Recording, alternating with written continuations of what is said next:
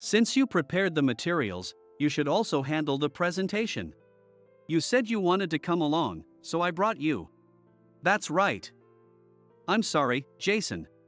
Now that things have calmed down, may I speak? Exactly. You should have just said that from the beginning.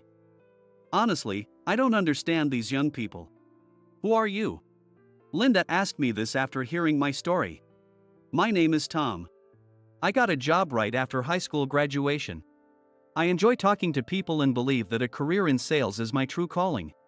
It's fun to interact with various people and promote the good aspects of our products. Instead of forcing sales, I introduce what the customers truly need and facilitate the transactions. That's how I do it. An opportunity led me to join my current company. I am Tom, and I've joined the company today. Nice to meet you. Kind colleagues welcomed me with warm applause as a new member. I was determined to do my best at this company. But 2 months later, my resolve wavered. Don't you even know this? Research it yourself before you're asked. I'm sorry. Could you show me the template if it's not too much trouble? It seems different from what I used to use. Prepare it yourself. Don't rely on others for everything. That's the problem with newbies. These words were spat out by Jason, my manager. I heard that Jason graduated from a prestigious university and doesn't really appreciate those who joined the workforce straight after high school and midterm employment. Moreover, he seems to be lenient with female employees but strict with males. Having caught Jason's attention, I was being called out and berated daily. A guy who can't even do his job properly has no right to argue with me. Just follow my instructions. I understand. I'll prepare the template myself. That's what you should have said from the start. As I sat down, Jenny whispered to me from the next seat. I'm sorry if this is because of me. It's not your fault, Jenny. Don't worry about it. I caught Jason's attention a week ago. I found Jason, who had been persistently inviting Jenny to dinner, and I warned him. Jenny has thanked me several times, but Jason's harassment started the next day. Honestly, I'm not too bothered, but it's problematic when it interferes with daily operations. I'll send you my template. Thank you.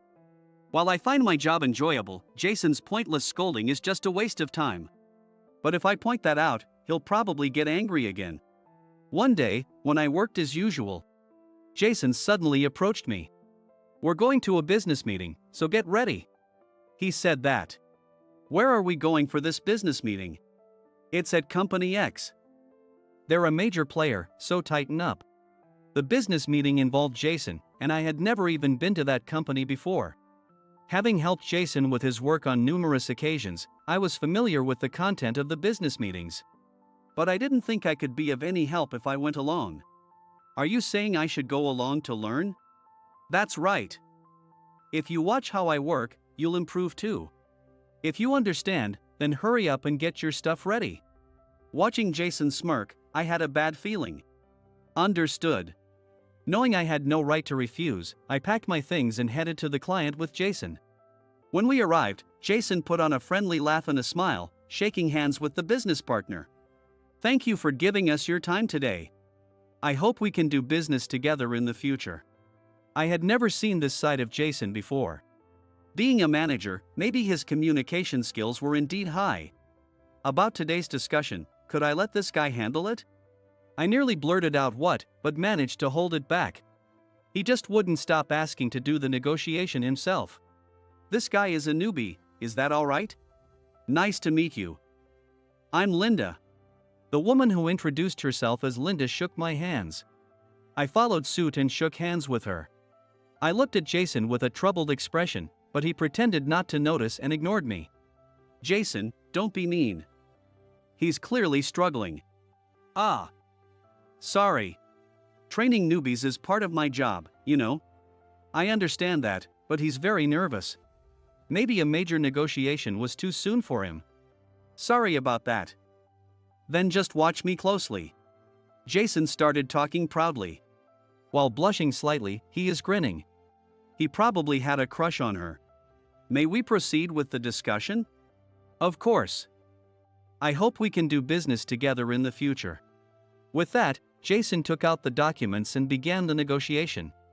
As time passed, an indescribable atmosphere enveloped the room. So, that means this would increase the profits by. Could I ask for specific figures? In this case, how much would the profit increase by? That would be around 5% to 15%, roughly? Between 5% and 15% is quite a difference, don't you think? Well. I'll explain that in detail later. Then the next document is over here. No, wait, is it this one? Jason fumbled through the papers, clearly flustered. Unable to watch him struggle, I asked, "Are you okay, Jason?" When I call out to him, a voice that sounds like a shout comes back. "You prepared the materials, so you should be the one presenting them. You said you wanted to come along, so I brought you. Why do I have to present the materials you created?" I was taken aback by Jason's outburst. I had never once said I wanted to come to this meeting. In fact, today I was brought here suddenly. Moreover, I hadn't prepared these materials. It seemed like Jason hadn't prepared them either. Because of this, he clearly didn't know what to say or in what order to discuss things. I worried that the big contract might fall through and that I would be blamed. So, I spoke up. "That's right. I'm sorry, Jason. Have things calmed down enough for me to speak? That's what you should have said from the start. Honestly, I don't understand these young people." Jason seemed relieved to be freed from the situation. Continuing the presentation in such a state was obviously impossible. Jason looked at me with a smirk. It almost seems like he wants to say, "Hurry up and try it." I wasn't supposed to be here today. I didn't know what the negotiation was about, and he probably thought I would embarrass myself. "Can we move on? We don't have all day," Linda said as she started to stand up. "Please, just give me 3 minutes of your time. Listen for 3 minutes, and if you think it's a waste, then I'll give up." Linda sat back down, seeming to reconsider. "If we think it's unnecessary, I'm sorry, but we might have to reconsider future transactions." "Of course." With that, I pulled out the materials from my bag. I opened my laptop and began the negotiation. Jason looked at me with a shocked expression. He seemed to wonder why I had the negotiation materials. Regarding the sales figures we discussed earlier, I began confidently. "If you implement this, we expect a 7% increase in sales." "Where does this 7% figure come from?" "Please take a look at this chart," I said. "As you can see from this calculation." Linda watched me intently as I smoothly answered her questions. Occasionally, she threw in some tough or tricky questions. "It's okay, though. That question was anticipated." By considering what I would want to know if I were in her position, I was ready with the answers. "Who are you?" Linda asked after hearing my presentation. "He's just a new employee. I've been working hard to train him since he joined as a mid-career hire. When he first came in, he really couldn't do anything." As Jason chattered away gleefully, Linda stepped closer to me, cutting him off. "I'm asking Tom a question right now. Could you please be quiet for a moment?" Jason fell silent at her request. "Yes, really, I'm just a new employee who joined mid-career," I explained. "Jason has always been a great help to me." "That's right. You should be thankful. It's thanks to me that you've come this far." After looking back and forth between me and Jason, Linda finally said, "I would like to proceed with our transactions in the future." "Really? However, there is a condition. When you come, please come together, the two of you." "What? Why is that?" I am surprised because I don't really understand what Linda is saying. But Jason is even more surprised. "It's because you two work so well together. I would really like to work with both of you." She smiled warmly. "Jason must be a good mentor, right? He seems very promising." At that moment, Jason's face turned bright red with pleasure. It was clear now, he was quite taken with her.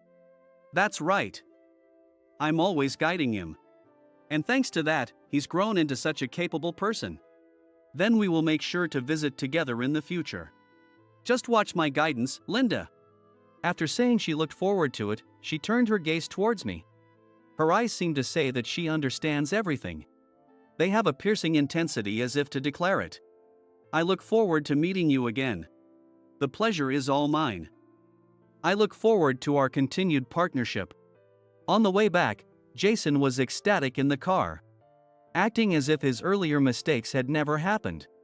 Then, he gleefully bragged to me about being praised by Linda. Isn't it great to be praised because of me? Which part was thanks to Jason, exactly? Was it for dragging me to the meeting unprepared? Or because he let me handle the negotiation?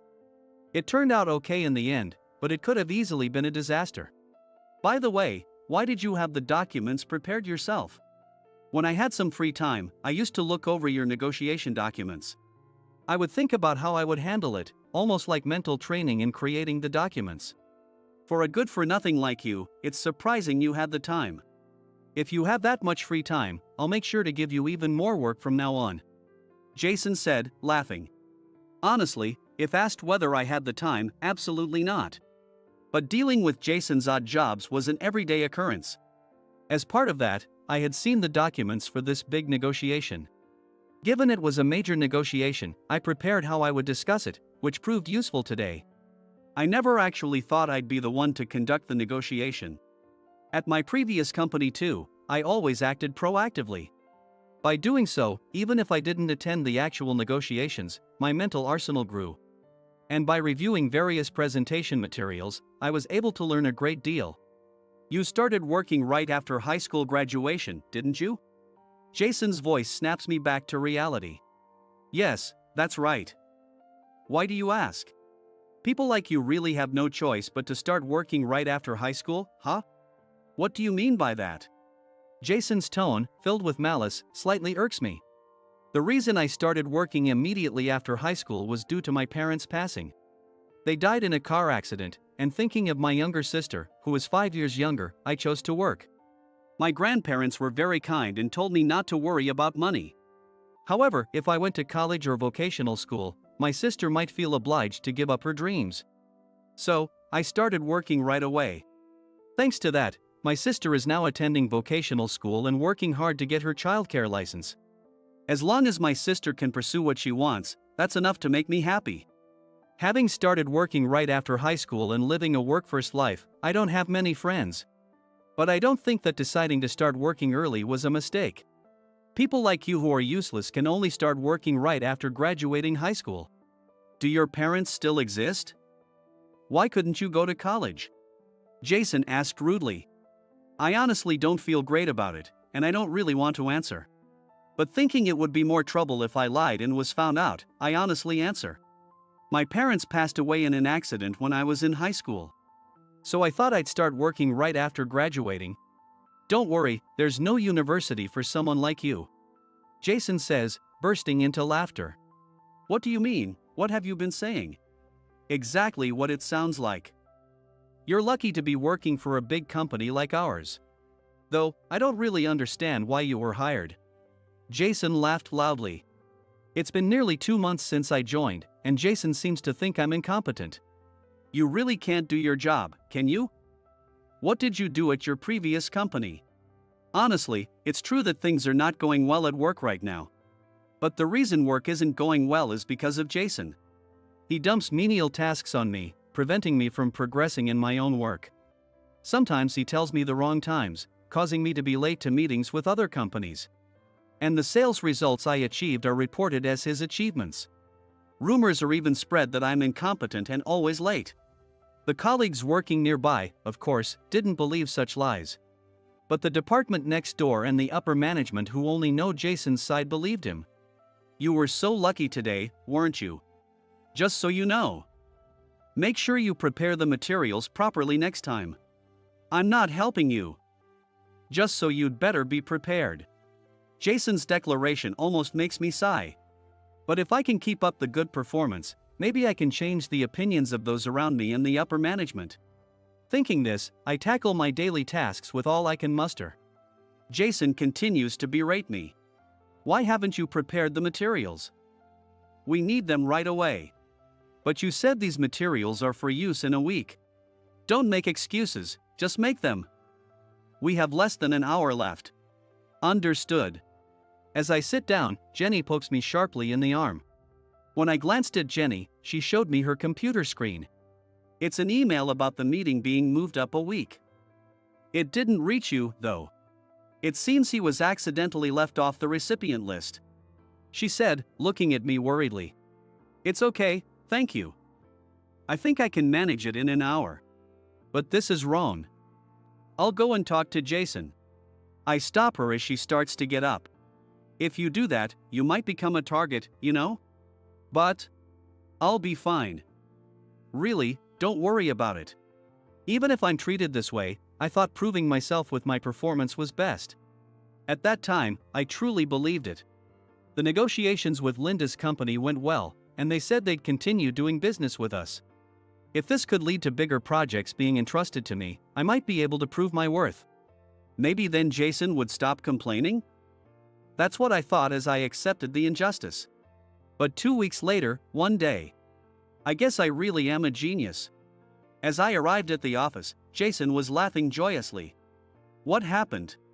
When I asked Jenny, she hesitated and then said, he landed a major contract, so there's talk of him being promoted. Hearing about the major contract, I had a bad feeling and went to Jason. You came late. The deal with Linda's company is completely secured, and they've decided to let me handle future transactions. The management has acknowledged that, and now there's talk of my promotion. Wait a minute. Wasn't I the one handling that negotiation? I had been visiting Linda's company several times, but Jason just sat there like a statue. I did all the preparation for the negotiation. Jason talked briefly with Linda last time. His conversation revolved around boasting, my training is excellent, or I created all these materials. This negotiation was all done by me. You plan to steal your boss's credit for yourself. Even though your daily work is mediocre, you excel at this kind of thing. Saying this, Jason gestured dismissively, indicating I should go away. I couldn't accept this and confronted Jason. Wait a minute. What about me then? Didn't I create the documents and accompany you on these meetings? Huh? I don't know what you're talking about. I did all the document preparation. You were just sitting next to me, weren't you? Hearing that, I nearly collapsed. No matter how hard I try here, my efforts might never be recognized as my own. If things go well, they become Jason's achievements. If they fail, Jason's mistakes become mine. As I thought this, a stern voice came from behind. What do you mean, Jason? It was Linda. She entered the office, smiling warmly at me. Linda! You're here today. What's going on? Jason suddenly started to panic. Anyway, I don't catch what you're talking about. The one who created the documents and gave the presentation was Tom, right? Hearing this, the room started to buzz. Linda? Please explain, Jason. No, I made all the documents, Jason stammered. And I was with him throughout the presentation practice. Jason fumbled, still spinning his lies. He had never created the documents, nor had we practiced the presentation together. When I had asked for presentation practice, he had refused. He probably thought he could blame me even if things failed. Do you really think such lies will hold up?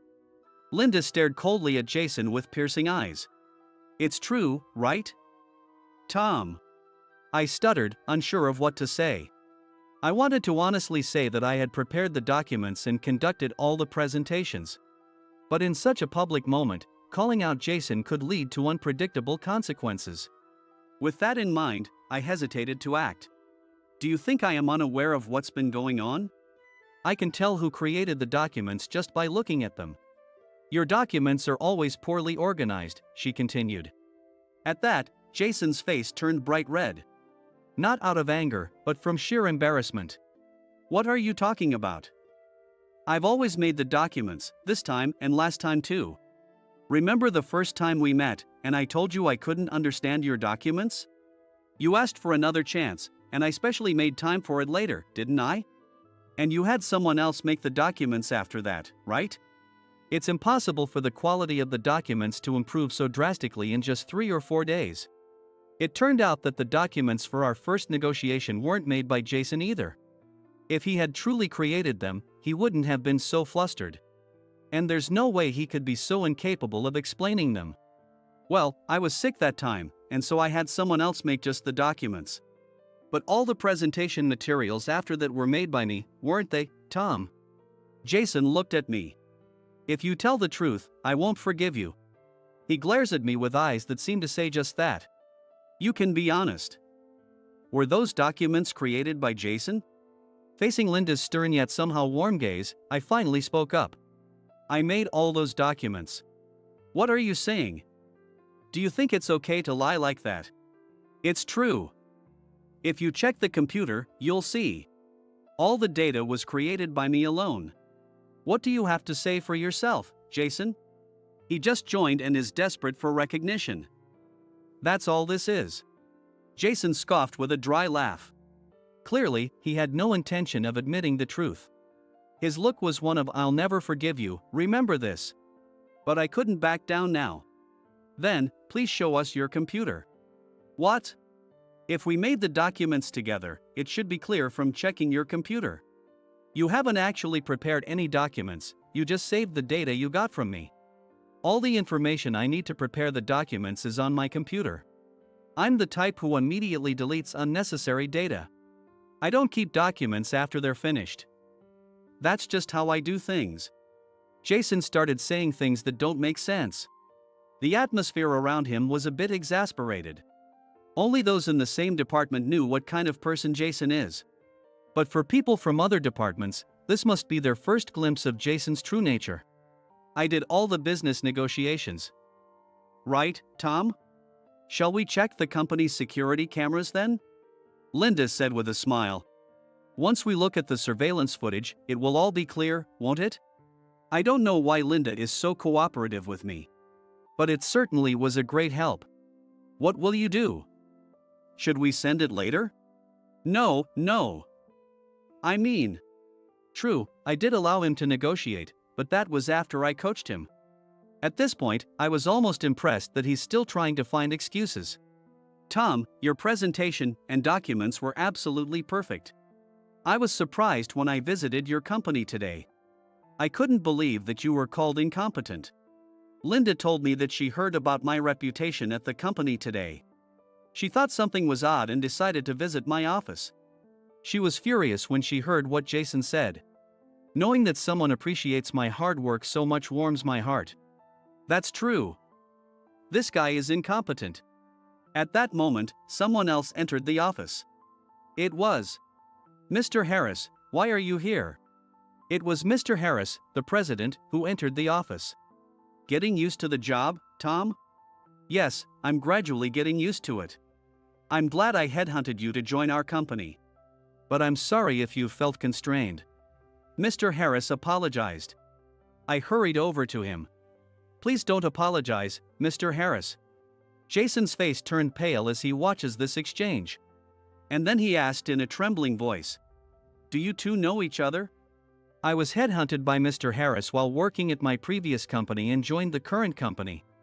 Mr. Harris, who had seen my presentation at a client's office, wanted me to work at his company. Thinking that a higher salary would allow me to repay my grandparents, I decided to work for Mr. Harris's company. That's right. I asked Tom to work with us. At that moment, Jason must have understood everything. He began to apologize in a rush. I didn't know that. I'm terribly sorry. If you had told me it was Mr. Harris's referral.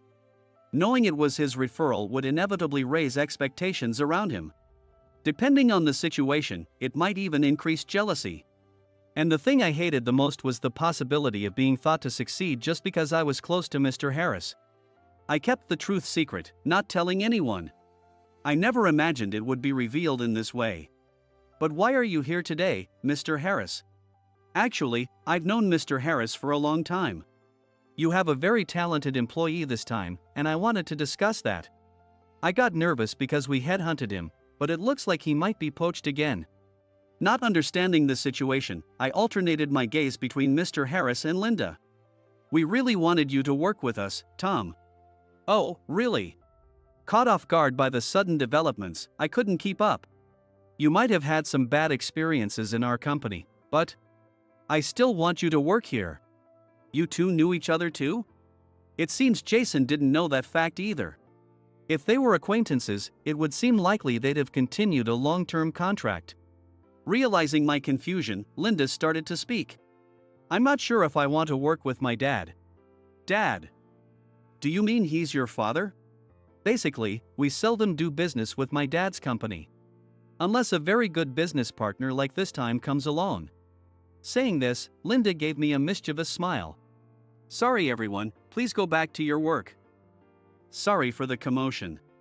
As Mr. Harris said that, everyone went back to their respective tasks. But there were two people who couldn't return to work. Those were Jason and me. Jason and I were asked to come to the president's office. As I was leaving, I didn't miss the bombshell Linda dropped. Dad.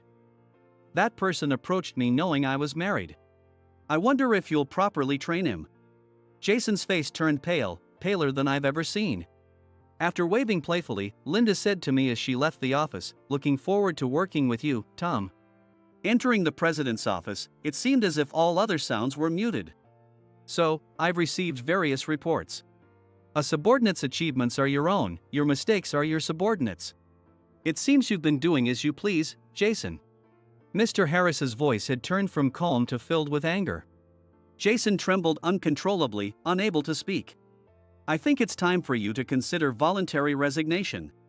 Upon hearing this, Jason looked up and almost shouted. I'm terribly sorry. I'll make sure nothing like this happens again. I'm telling you, we no longer need someone like you. This is the least I can do for you after all the years you've worked for this company. Quit before you're fired. Jason nodded silently and quietly left the room. Mr. Harris then turned to me, his face awkward and sad. I'm truly sorry. I had no idea things had come to this.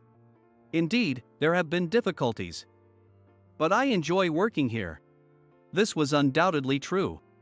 The job itself is enjoyable, and I had no complaints about the company if Jason hadn't stolen my achievements. So, you won't agree to the poaching, right? With a face like a child caught in a prank and on the verge of tears, Mr. Harris looked at me. For a moment, I was puzzled, but then I realized he was worried about me possibly moving to Linda's company. Please continue to count on me in the future. Hearing this, Mr. Harris smiled joyfully. Afterward, Jason left the company through a voluntary resignation. Now that Jason is gone, I can dedicate myself to my work without any stress. Mr. Harris has even suggested that I could become a department head by the end of the year. But I have declined for now. I want to achieve results that I'm truly satisfied with first. I'm determined to meet Mr. Harris's expectations and achieve significant results by the end of this year. I've also managed to establish a friendly relationship with Linda's company. And I'm planning to take my grandparents and sister to Anchorage with this year's year-end bonus. My salary has also increased, and I hope to give back to my grandparents even a little. I intend to continue working at Mr. Harris's company for my grandparents and sister's sake.